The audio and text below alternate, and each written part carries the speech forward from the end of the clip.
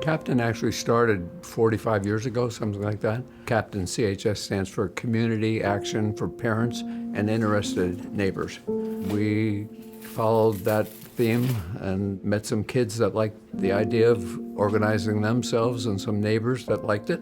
And so we began meeting, and as the story goes, we all met around a kitchen table and planned Captain. I'm not sure that's right. True, but sounds good. But the idea was to pull together resources in a community to help activate programs that would address the community's own needs rather than relying on governmental solutions or passive solutions. So it started with the first $5,000 from the town of Clifton Park. We had a very, very part-time person, and it grew from there until now it's like 85 people and very active programs, 30 programs, and very, very exciting.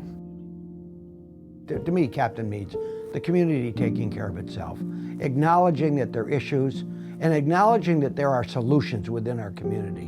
And it's not put the Band-Aid on and then come back next week when you need another Band-Aid and we'll give you another Band-Aid. We're there if you need us. But we want people to work on their own story.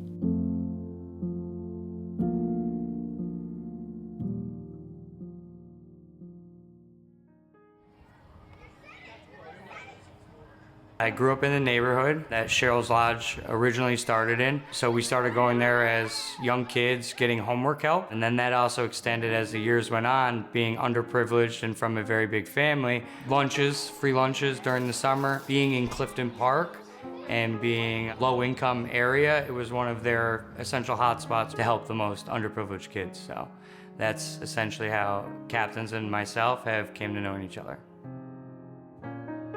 I don't think I really understood fully what Captains really meant to me. It wasn't until probably in the last 6-7 years when I had started becoming more fortunate in our business that I really realized the great deal of help that Captains has been to not only me, but the community as a whole. And it's outstanding the work that they do. So I'm privileged to be able to give back. And now that we're on the other end of it, it's really exciting to now be able to have my story be told to other underprivileged kids.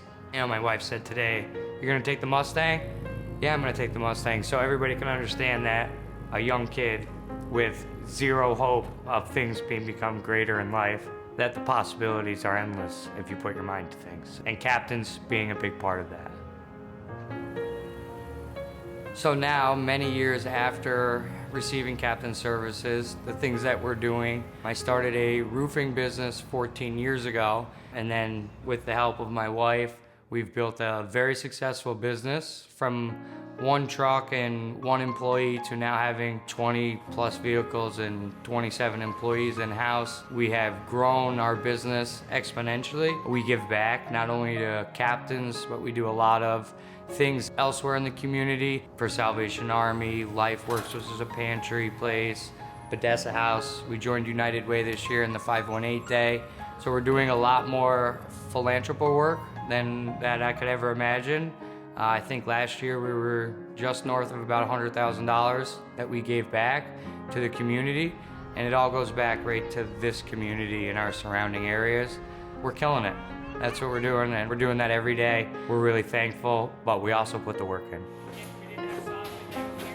Feelings that I get being told that I'm a essential change maker is astonishing. Coming from a super, super tough background, being involved in a drug addiction in my early 20s, and being able to turn that page around, I think it's very relevant for people to understand other people's past and their history and where those struggles have got them to today.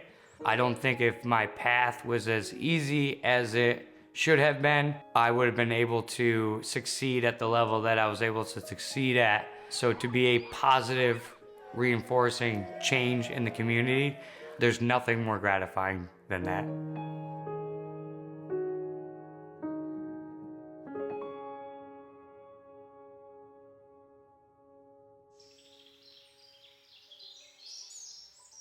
My first experience with Captain Community Human Services was as a teenager. I grew up in an extremely abusive home environment. My father was abusive and neglectful. So one day, one of my school counselors suggested the youth shelter to me, which I had never learned about before. So I jumped at the opportunity to stay at the youth shelter. For me, it was definitely a good source of respite from my home life.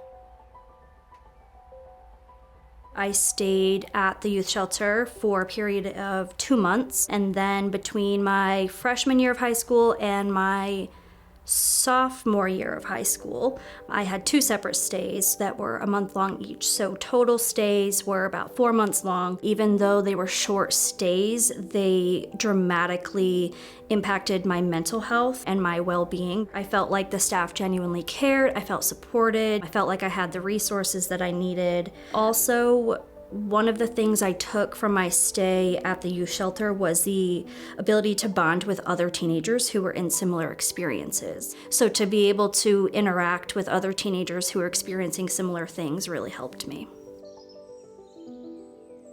Working for the youth shelter after having stayed at the shelter as a teenager was a really great experience because it allowed me to kind of not only give back to the organization itself, which helped me so much as a teenager, but also I think that I definitely made some very positive, meaningful connections with some of the residents because of my own history with the shelter. If anything, to be a source of encouragement to them that things do get better, you can pull yourself out of this, and your life can look very different 5 years from now. I wanted to be a lawyer as far back as middle school. I went to SUNY Oneonta for undergrad, and then I committed to University of South Carolina School of Law. I graduated in May 2023 and began working at the Legal Aid Society of Northeastern New York in Albany in August of 2023. And so at Legal Aid, I am a staff attorney in the homelessness prevention program. Typically, my clients are clients who are being evicted by their landlords, and they have court appearances, and so we defend them at their court appearances. Sometimes my clients are at risk of losing their Section 8 benefits or some other type of housing benefit, but what I do is prevent people from becoming homeless.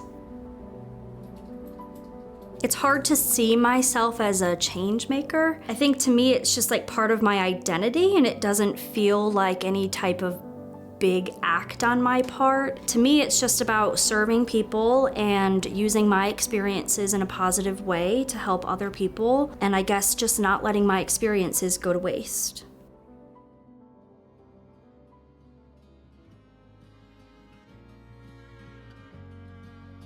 I think that people should just know how impactful Captain can be, even to just one person as an organization. I think it's easy to look at Captain in a big picture, but even if you just take something from my story, it's that even just one person's life can be changed by this organization. I think there was a time that people looked to experts to solve their problems or looked to governmental agencies to solve their problems. And I think that Captain has helped folks feel a member of a power group that can deal its own programs and address its own needs. We treat everybody equally coming in. We want them to feel valued. Just encourage people. They have their own strength. They have their own talents. We help in terms of putting the agenda forward, and we see growth. Captain allows people to be involved in things that lead to a sense of purpose and meaning too. You know, sometimes you may have the wish to do that, but you don't have the structure to activate it. And I think Captain helps people activate the good part of themselves. Our change-making role is connected to our time in life as well as our time with Captain. We aren't the doers as much anymore. We really need to keep that flow of young people coming to march forward. And I don't think we have any trouble doing that.